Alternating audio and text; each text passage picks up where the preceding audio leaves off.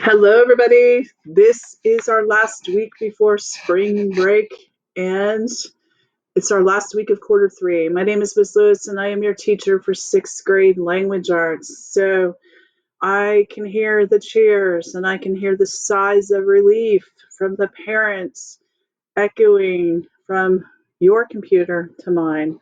And I want to say we have 4 days this week, and then you have basically 10 days off until you return because you will come back on Monday, March 22nd.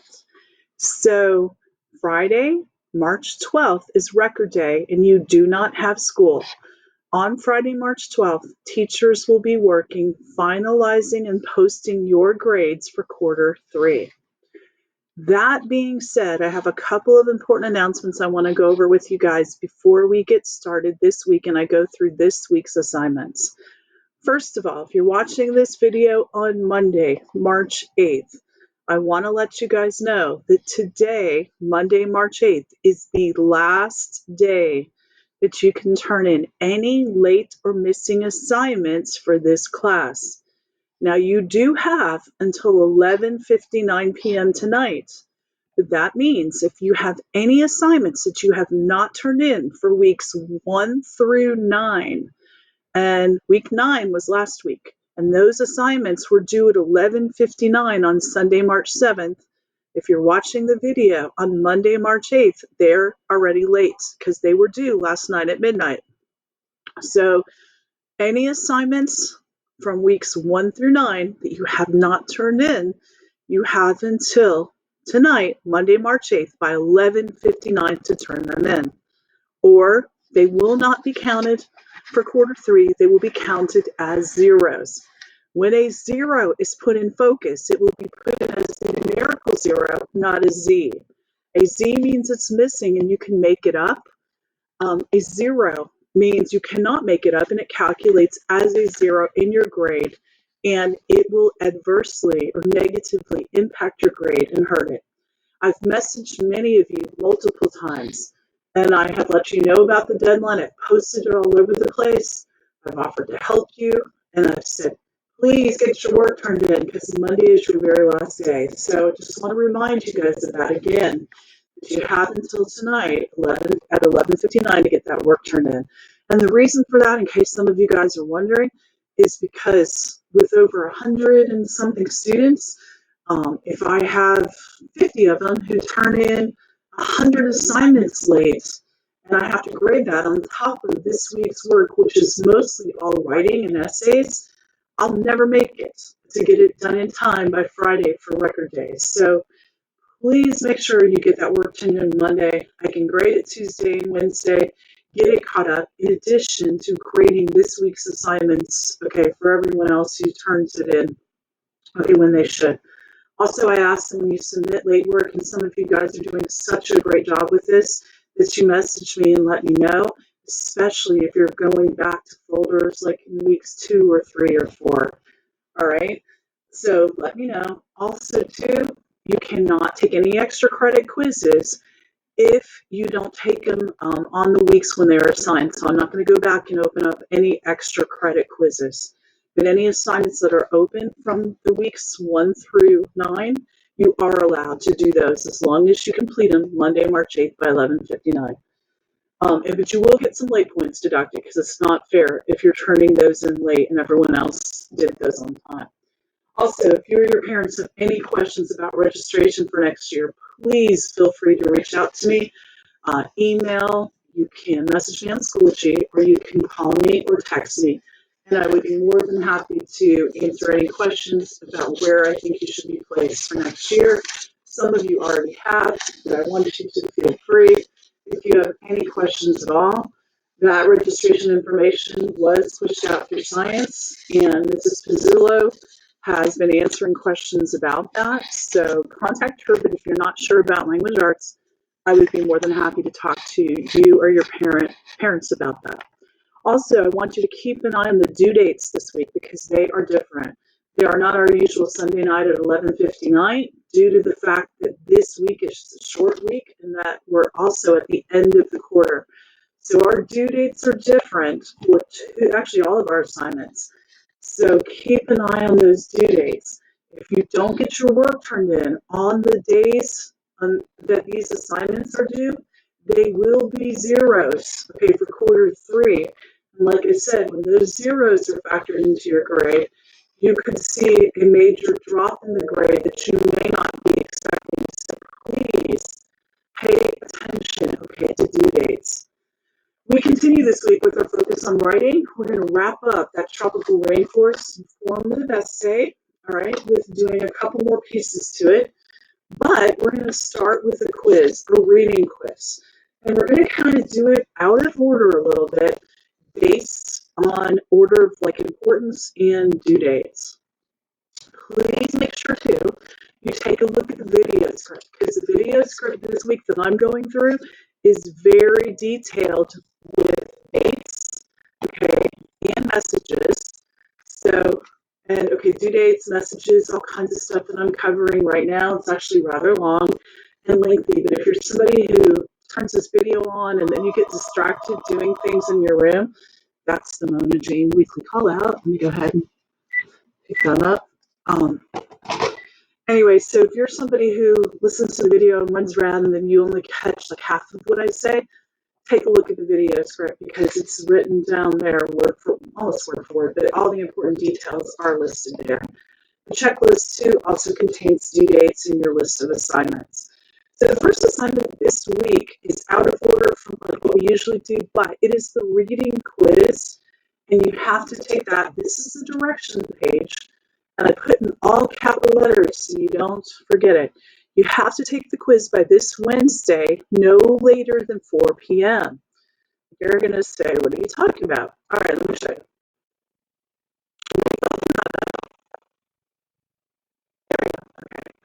We open up, says you're going to take the first quiz on the first 10 chapters, okay, in A Long Walk to Water by Linda Sue Park. So we have finished the first 10 chapters. Last week you read chapters 9 and 10. You submitted a storyboard. And, okay, that was due Sunday night by 11:59. The quiz is pretty basic, okay? There's no study guide. There's no way to really prepare. If you have been reading and doing the assignments each week for the novel, then you are prepared, okay? You should do fine. In the event that you don't, I'm giving you 2 attempts or 2 times that you can actually take that quiz, and only your highest score will count. But both of those attempts have to be completed by Wednesday at 4 p.m. The reason for that is that I need a day to notify every parent of every kid who does not take that quiz, because that zero, when they don't take it, is going to negatively impact their grade. All right. So Wednesday by 4 p.m., you can take that quiz up to 2 times. The quiz is timed, like I said. You're not going to use the novel when you take it. You're not going to need it. You'll see a green puzzle piece in the folder that will be placed right underneath these quiz directions.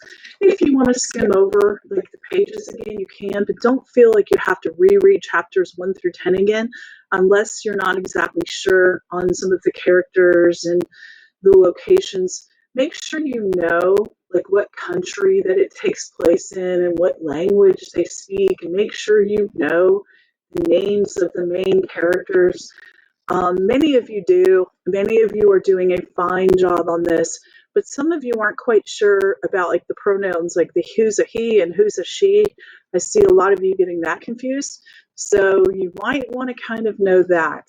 All right, but it's basically going to be pretty basic, kind of the main events, and it'll probably be around 20 questions. So don't forget, you have to take it by Wednesday, no later than 4 p.m. That's assignment number 1. Let's go to assignment number 2. Assignment number 2 in the folder is to write the second body paragraph of your informative essay. Now, last week you had to write the first body paragraph. I saw some issues with that first body paragraph, and here are some of the issues that I saw. People just decided to write a summary of all the sources in that body paragraph, and they kind of like made it up. And they were talking about the animals in the tropical rainforest, And they talked about why we should preserve the rainforest, but they didn't include textual evidence. All right. While their summary was accurate, that's not a body paragraph of a text-based writing essay. And these body paragraphs are basically formatted just like a Pearl paragraph. And that's why Mrs. Colonna and myself were having you guys write these Pearl paragraphs. So a body paragraph of an essay like this follows the Pearl paragraph format. And that Pearl paragraph format looks like this. It starts with the point that you're making, the P, and that's your topic sentence, followed up by an E, evidence from the text. But you can't just drop a quote in. You have to introduce the evidence by first stating where it came from. So you would say, in the article, and then you give the article title, the text states, okay, the comma, and then the quote, right? And actually, I'm helping you out with this in just a second. I'll show you the bottom, what I'm giving you guys. I added something different this week. Then, when you have evidence, you can't just put a quote in without explaining or analyzing your evidence. The A equals analysis of evidence. You will explain your evidence and how it helps prove your point, the point being this point right here. So explain your evidence, how it helps prove it. I'm giving you some elaboration sentence stems below, words to use. Now, some of you guys have gotten good at this, but you can't use the same words again and again. So some of you say, this proves, this proves, this proves, or you say, this shows, this shows, this shows. Mix it up a little bit. One time say, this proves. The second time say, this shows. Or you could say, this demonstrates, this illustrates. Use words you can spell, because spelling matters, okay? But don't use the same way to explain your evidence repeatedly. Next up, the R in Pearl means repeat the E and the A above. So that means give me one more piece of evidence and explain it. You must have 2 pieces of evidence per body paragraph. That's the minimum. And you must explain each piece of evidence that you include in your paragraph. All right? So and a lot of you guys, you can put one piece of evidence in and you can explain it, but then you think you're done and you want to hurry up and be done with that body paragraph. That's not enough. We need 2 pieces of evidence with an explanation of each. And they literally come one after the other in that paragraph. So we kind of want to layer it in there. Like we're layering the toppings on an ice cream sundae, or the toppings on in a hamburger. We want to put some cheese and maybe some lettuce and tomato. And so that's what we're talking about when we do that. We want to kind of layer our evidence and analysis. Last but not least is a linking sentence. That's the sentence at the end of the paragraph that kind of links it back to our original point. It's a wrap-up sentence or summarizing sentence that kind of pulls it all together.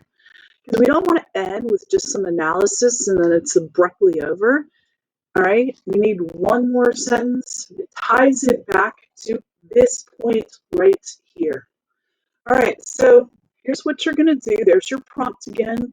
Always keep that prompt and your thesis statement in the forefront of your mind so you know what's the focus of your paper.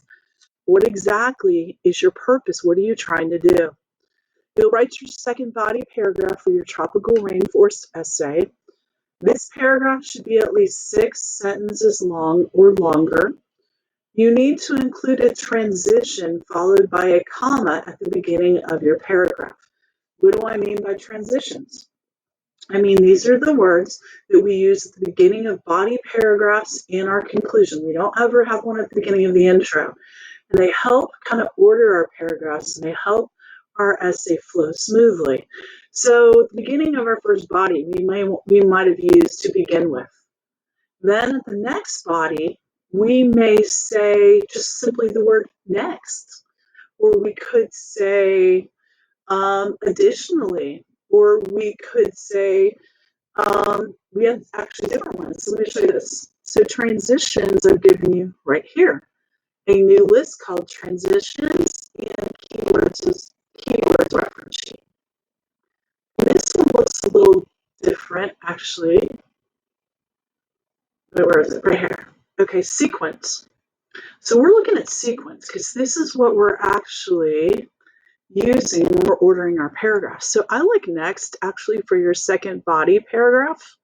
I think that's a good one. That's easy to spell, always has a comma that goes okay afterwards. Sometimes in addition is good. If you can spell that, that's good. Furthermore, that's okay. That would work if you can spell that.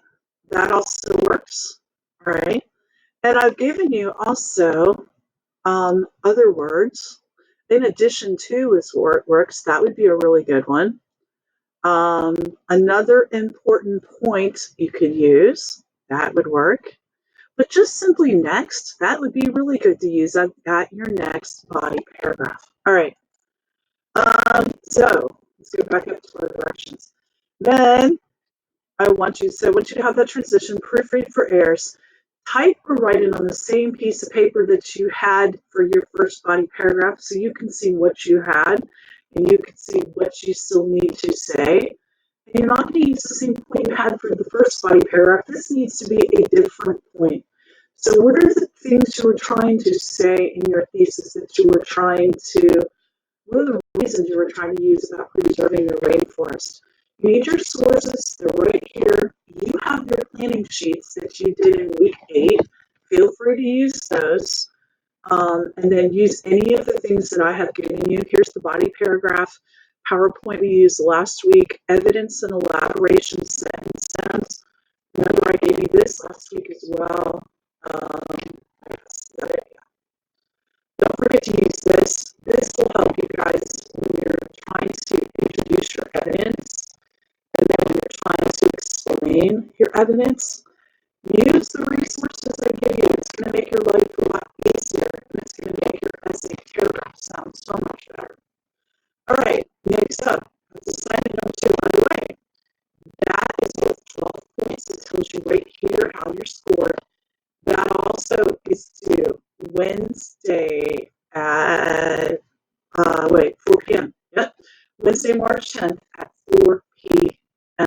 So 2 things are due Wednesday at 4, the quiz, all right, and this second body paragraph.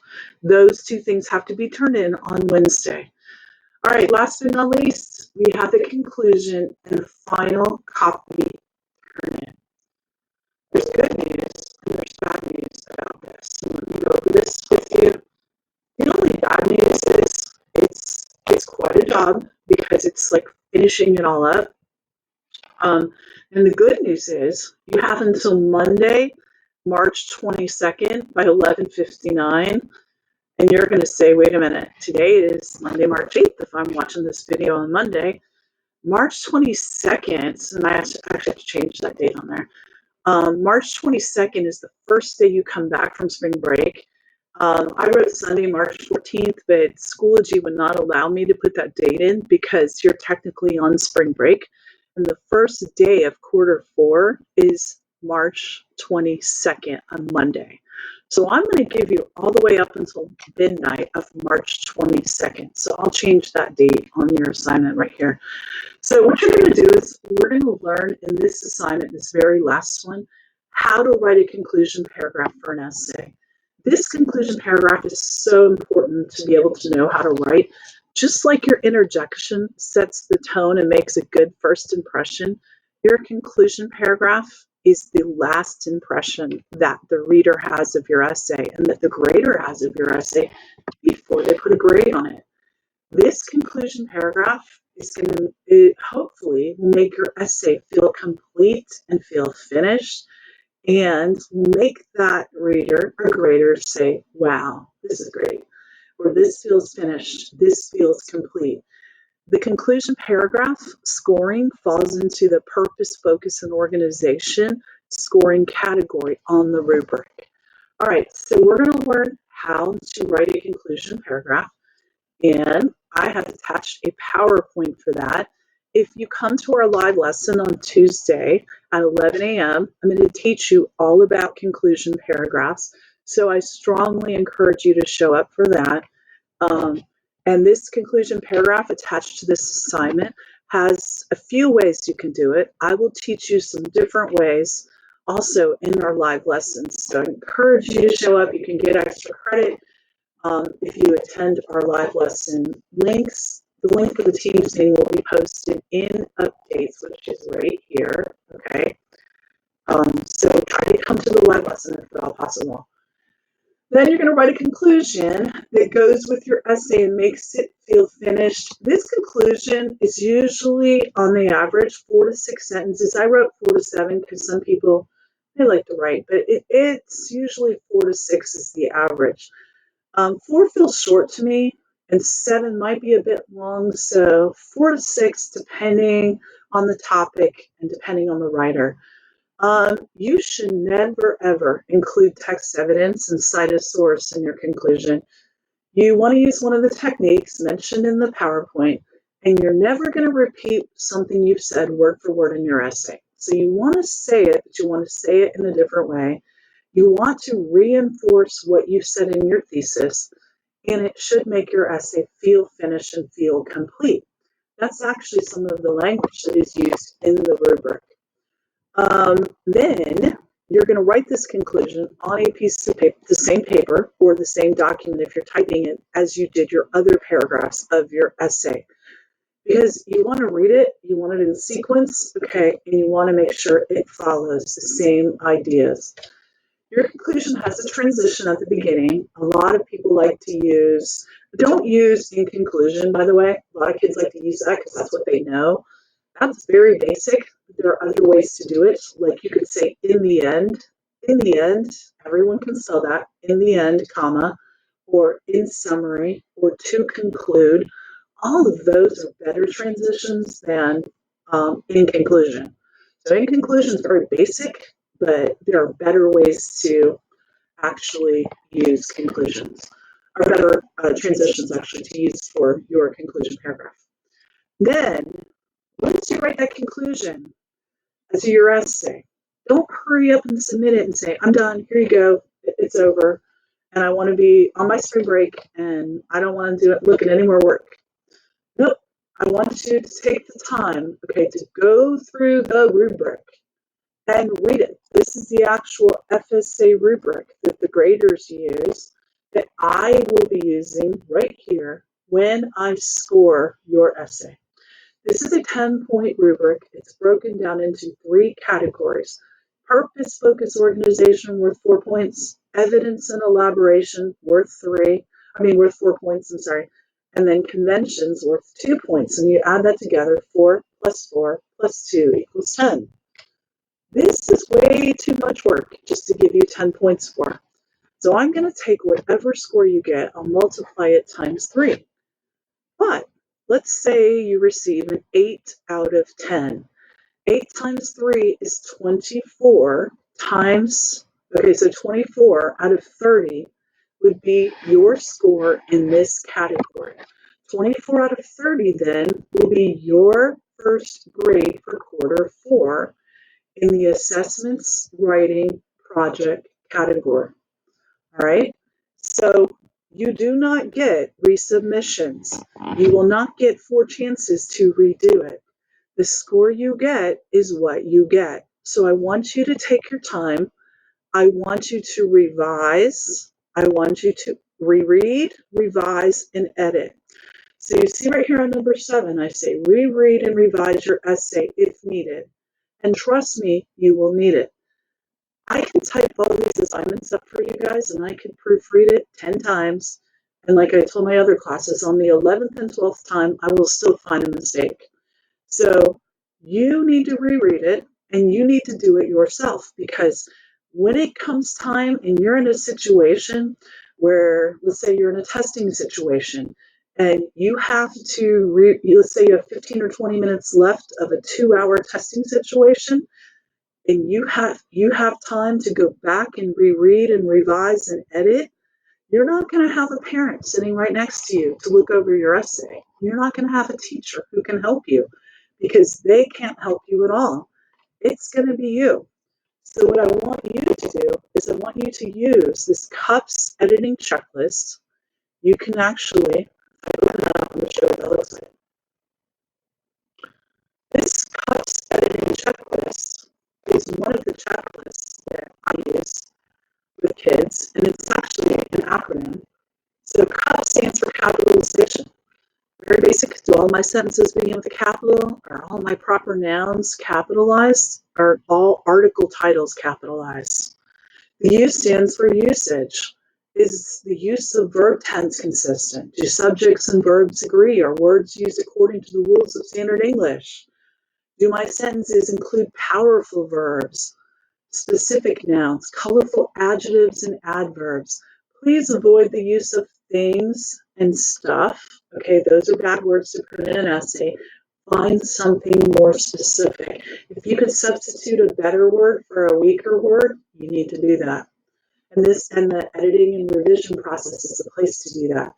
Punctuation, the P stands for punctuation. Does every sentence end with the appropriate punctuation mark? Do they include the correct use of commas, semicolons, and colons? And do I use quotation marks when I quoted the text? Last but not least, sentence formation. Do I have fragments and run-ons? And do my sentences vary in length and rhythm?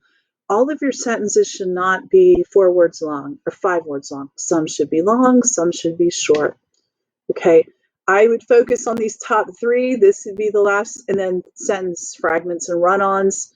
Length and rhythm, that's something we kind of look at as you advance as a writer, but that's your very last thing when you're editing. But use CUPS as an editing tool.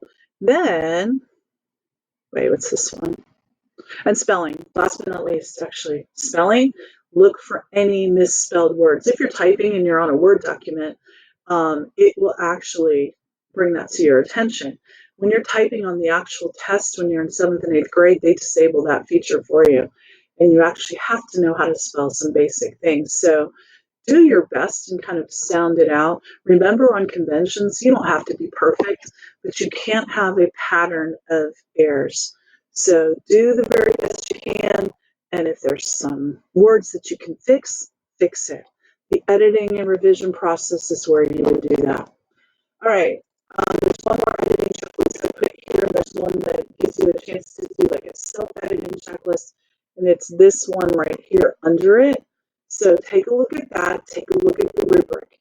When you turn it into me, just know you get one score only, and it's, you don't get it back to revise and edit it 5 times, because it's just going to be like if you were to turn it in to the grader. They're going to score it 1 time and they don't give it back to you for 10 corrections and revisions. Okay. That is going to be due, like I said, Monday, March 22nd. But let's say you don't want to worry about this over spring break and you want to knock it out and get it in Thursday or Friday, whenever you want to turn it in, as long as I have it by March 22nd, that is perfectly fine. But if you have a crazy busy week and you want to put this off until sometime over spring break, totally up to you, but that is the deadline. The other 2 things are due Wednesday by 4. Live lessons, like we said this week, are Tuesdays and Thursdays at 11 a.m. Links are posted in updates. And let me see what else. 2 extra credit opportunities. I wasn't going to do it, but I had to change of heart. One is an article on female World War II pilots called The Original Fly Girls. March is Women's History Month.